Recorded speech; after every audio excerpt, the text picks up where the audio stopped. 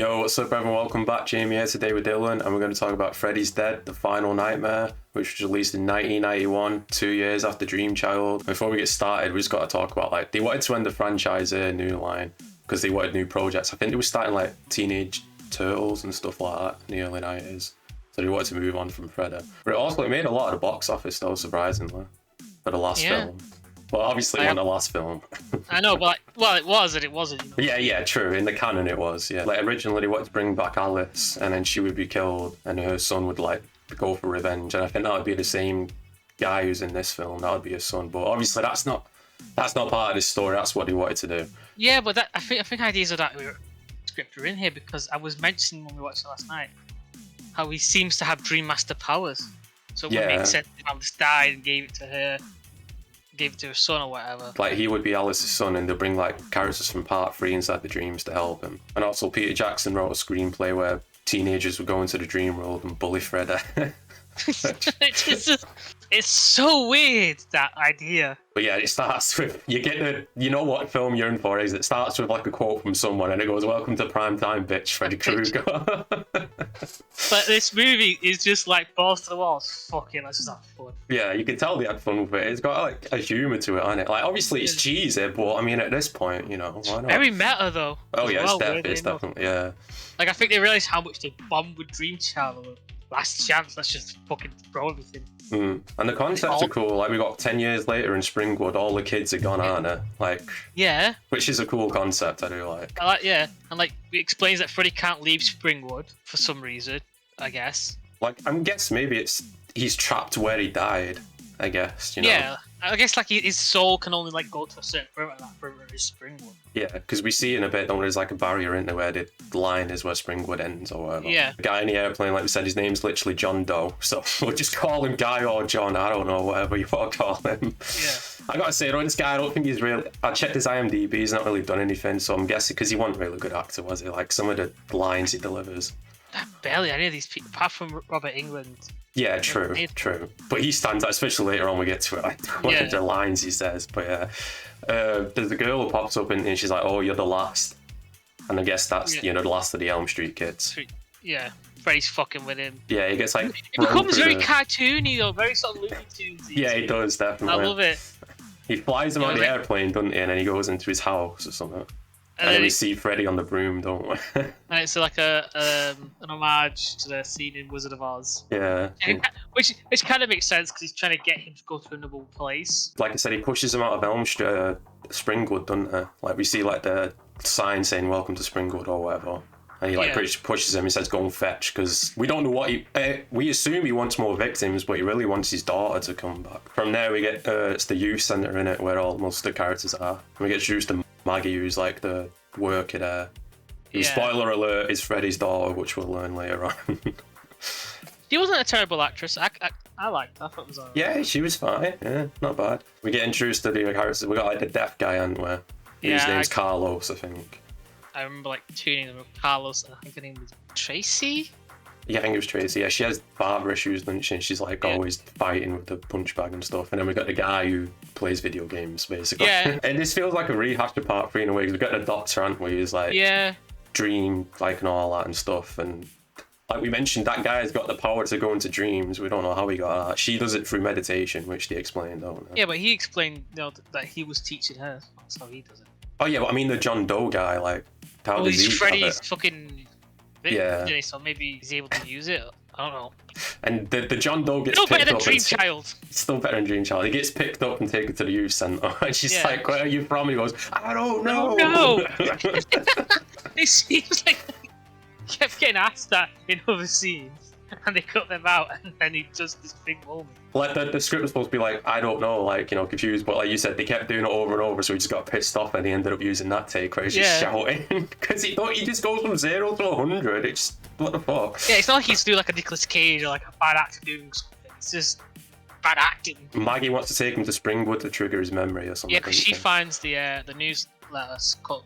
Yeah, with the she's having water memories or dreams of her past. Very great investigative skills. You know, he's got the photo of the girl and the water tower in the back. And like the other three kids are planning an escape. I don't get that though, because didn't you say like they had a van coming and then they end up just tied inside their van, don't they? opportunity. And he end up in Springwood, and I like this concept as well. The town fair, it's kind of creepy, and there's no kids in sight. It's just old people. You got a guy in the was it the go karts and a bumper car, still around by himself. Literally me nowadays. And then you get the cameo from, I forgot her name. Is it Roseanne Barr or something? Yeah, Roseanne Barr. And then like she's like, oh, we love kids. We won't let it happen again. We'll protect you. And one of them mentions like, oh no, that's how he gets them, you know. One guy mentions, oh, we've entered Twin Peaks here, which I like that reference because it just seemed like Twin Peaks, this weird shit that's going on. And then we get, was this in part 4? It was when they was in the loop and he just kept going around and round. That's what happens there, and they keep driving around the town and they end up just going to that circle. Which doesn't make sense. Are they so tight that they're loosely dreaming in real, or is Freddy's powers coming into real? Like they don't explain. Like, I think that guy fell asleep then, so maybe it's his dream. Because he wakes up, doesn't he, and then the map starts going bigger and bigger, and she's like, what's the map say? He's like, the map says we're fucked. Yeah, but then like they end up at like the house. Oh yeah, and it's like a cover, innit? It looks like a normal house, and then when you enter it, it transforms into the Freddy's house. Yeah, because my only idea is like, oh, they're so tired that like that's enough for Freddy to sort of make illusions, not enough to kill them. Yeah, but just illusions. Guide them, yeah. Like, well, it seems like he wanted him to get to the house, didn't it? Yeah, which I don't understand his obsession. I guess is that like he's not strong enough. Maggie and the John go to the class, don't they? And you get that guy with the timeline of Freddy. One of it says Freddy killed Elvis. I was laughing at that. Finally, we get more Freddy. It's half an hour into the film, and we find that's one of the problems of this film. Like, it takes a while to get Freddy into it, doesn't it? Still better than Dream Child. Still, yeah, miles better. And he's going after that Carlos who's deaf, and he cuts his ear off or something. He puts like the earplug all the way through his ear and stuff. Yeah. Oh, and it's just some hilarious things because like Carlos is like deaf in this scene, so you're hearing what he's hearing, which is nothing. And then Freddy's just like trying to get his attention. He's like, and then like he does a really good thing where like the camera looks at him, he goes, and he does a little jump at the end. He jumps over something like that. And like you could just tell Robert Englund was having fun. And it's new makeup. I mentioned this last night. That definitely like a new makeup prosthetic. Oh yeah, and again, much better than Dream Child. But yeah, he makes Carlos's head pop, doesn't it? And as you say, like, nice hearing from you, Carlos. Yeah. But you could tell like, in this scene, like Freddy's not killed anyone in so long that he's just torturing them. Oh yeah, he's enjoying the build up, and from there we get the Stoner character falling asleep, and we get the Johnny Depp cameo. Yeah, which is a theory that people have been saying that all the people that you see in the dreams are like people he's killed and he's using their souls. It goes back to that idea they had originally, isn't it? Like, if they could use the souls, maybe they could help people inside the dreams if they're dead as well, like part 3 and shit. But yeah, he's like saying, this is bringing drugs, and Freddy comes in and just hits him with a frying pan. And he's like, let's trip out, and then it goes all LSD. Like I said, like, it's a stereotype of weed, because we don't do this. This is like LSD, like, you know, acid shit. And he gets pulled into the TV, and it's the video game. Freddy's playing it. Yeah, and earlier on, like, he mentions that his dad wants him to be like him, but he doesn't want to be like his dad. So then, like, so the enemy is the dad in it. He keeps beating him up. He's like, be like me, be like me. I want to Freddy go, oh, great graphics. He's just chilling inside that room with his feet up, and they literally come right to him, and you don't even know. He's too involved inside the games, and no one are even there. I like he has like his claw. It's like the Nintendo Power Glove. He says like, "Oh, you forgot the Power Glove." He's playing with power. And then we find out he was using the John Doe to get his daughter to come to Springwood. Well, yeah, well, he thought he was the kid, didn't he? Yeah, yeah. And this is where it starts losing the plot for me just a little bit. Like, you know, the next fucking note I've got is the flashback with Freddy. Like, he's, you know, I won't tell. And she finds the kid finds the lair of like his killings. Like I said before, he's already killing at this point. And they take away his daughter, and then he kills their kids. But I mean, they're still in the right, because why would you let a serial killer have a kid? You know what I mean? But I guess maybe like he wasn't killing in Springwood. But there was news about it in Springwood. Like, they had the newspaper clippings and shit, didn't they? Of like killings again and all. Yeah, but I don't know whether that was. Don't they call him the Springwood slasher or something? Yeah, I don't know. It doesn't make sense. I feel like they were trying to like give him a motive that made sense for killing kids, but then they forgot. He was a killer before that. Yeah, I think it just works with, you know, he was killing kids, they burned him alive, and then he comes back and for revenge. That just, you know, you don't need the whole daughter thing or anything like that. I wouldn't mind it, because then it would explain why he was doing it. But yeah, you don't really need an explanation. Like the entire movie was trying to give Freddy a more in-depth backstory. True. And if they were trying to make him like sympathetic, they could have been like, oh, he wasn't killing. he like, I don't know, accidentally kills his wife or something.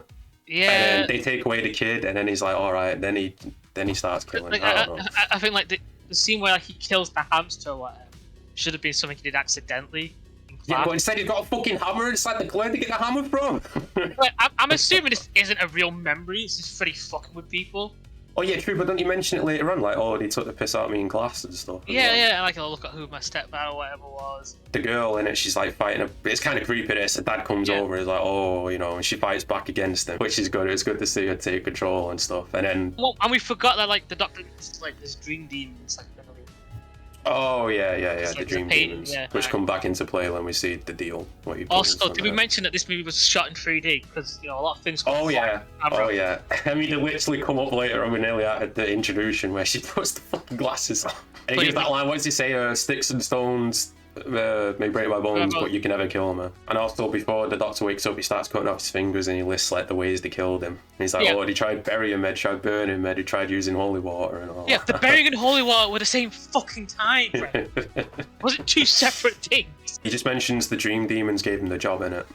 Yeah. Like when he's dying. It's a nice way to tie it all together as well, I think. From there, like I said, we get introduced to the 3D glasses and Maggie literally puts them on and he just like melt into her face. And he's like, oh, 3D. Like, yeah, it's like going like that. Like... They teleport to this room with like electric, aren't they, or whatever, like the purple electric.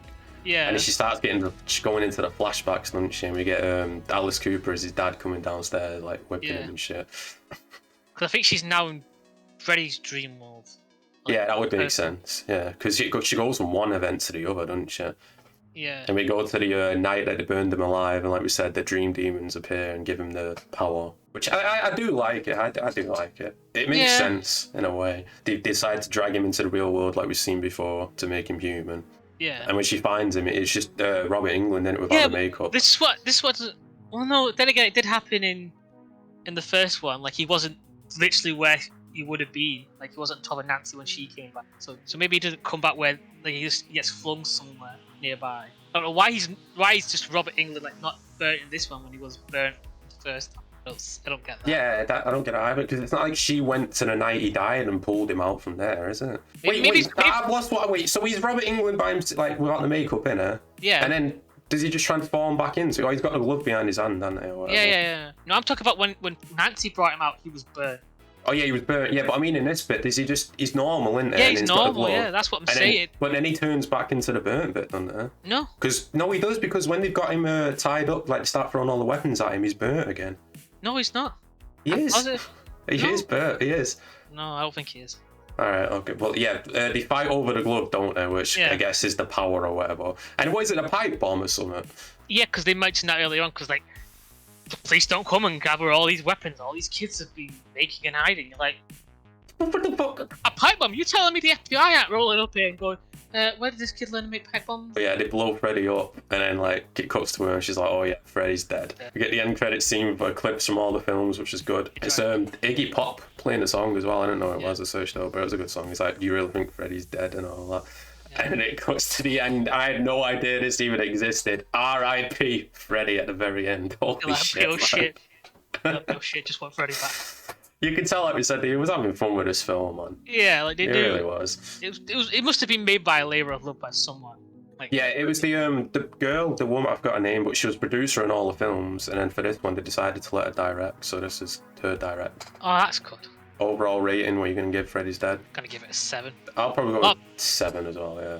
See, I don't know whether I like it more because it's better than Dream Child. It does have its issues, as you just pointed out, but I just really enjoyed it. Yeah, it's just fun, isn't it? I mean, just turn your brain off and have fun. It's not like, not like with Dream Child where like you can't turn your brain off because so much stupidity is happening. And I think even the characters aren't that bad, I don't know. So I like how they all bicker with each other. Then it gets the early 90s, like even George said, like, why all these characters are angry. Yeah, but I mean, it's not bad. It's not bad. Again, it's just another like 3 low count body count for Freddy. We've only got like 3 kills in. Yeah. Which I guess is a negative because you do what. Yeah, but I think it was more about story. You gotta love the power glove. So corny, but you gotta love it.